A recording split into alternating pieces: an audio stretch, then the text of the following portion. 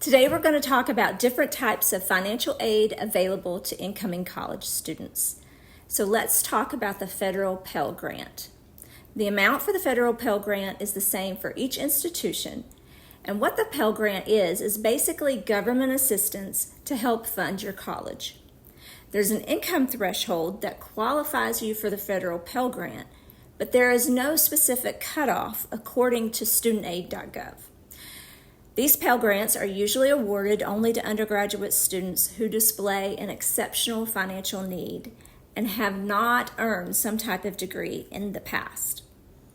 The Pell Grant does not have to be repaid unless under certain circumstances.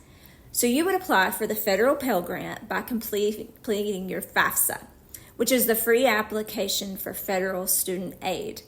And you'll be doing that before the end of your senior year.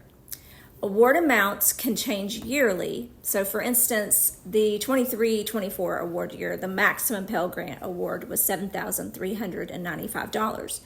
It looks like it's going to stay the same this next year for 24-25.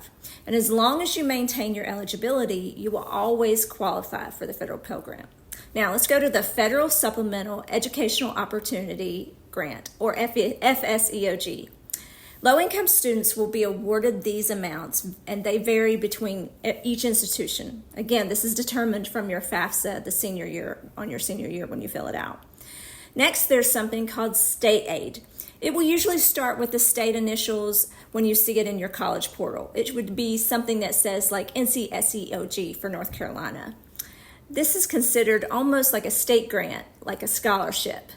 Again, both the FSEOG and the state aid do not have to be repaid unless under certain circumstances. Now, then there's institutional and private scholarships and grants. These are usually the largest source of college funding, like academic scholarships, athletic, presidential, provost, or tuition discounts. Institutional scholarships will be found on the college website that you're applying under or that you've researched. It'll be under financial aid. Sometimes it'll be on admission costs or afford tabs. And the private scholarships and grants would usually be found on the private scholarship page that it refers to.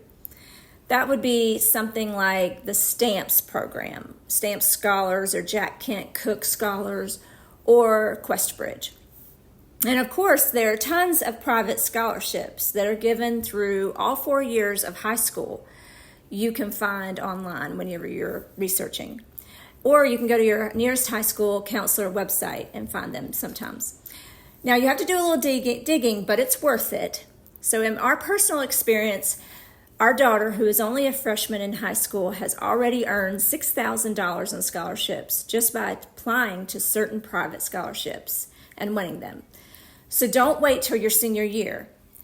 Know the difference between merit and need-based aid, because whether or not your merit and need-based aid is renewable is important, and you need to understand the terms in which they're renewable, academically, especially if they're honors college. Now, let's talk about work-study. Work-study is federally funded to each college, and the amount varies based on the availability of that funding amount at the college. This work would be jobs like serving in the dining hall at college on campus, or maybe a secretary position at one of the offices on campus. If you understand how the colleges apply private scholarships, work-study, and merit scholarships, that's good. It's important that you know that before you enroll, because some financial aid, usually merit, is, like I said, based on academic performance. So you need to understand the terms and what the college grade forgiveness policies are. Anytime that you appeal a financial offer that you would get, it should generally come from the student, not the parent, but sometimes the parent can appeal. It depends on the school and their FERPA policies. Sometimes an in-person meeting works well. Other times a simple email is sufficient. But be sure to understand and research the college financial aid appeal policies before you appeal it, so you don't make any unneeded mistakes. Admission representatives can ask the financial aid officer for another review. This is why it's important to have a relationship with them. In order to appeal, you've got to be able to support your case. So be ready to do that and have the documentation available for that. I hope this helps. I know completing the FAFSA this year has been a real challenge, and I'm hoping that they will get the kinks resolved very quickly since we are almost at decision day, which is May 1st. Now, if I can help in any way, please let me know. And if you have any questions, be sure to comment down below or send me a message.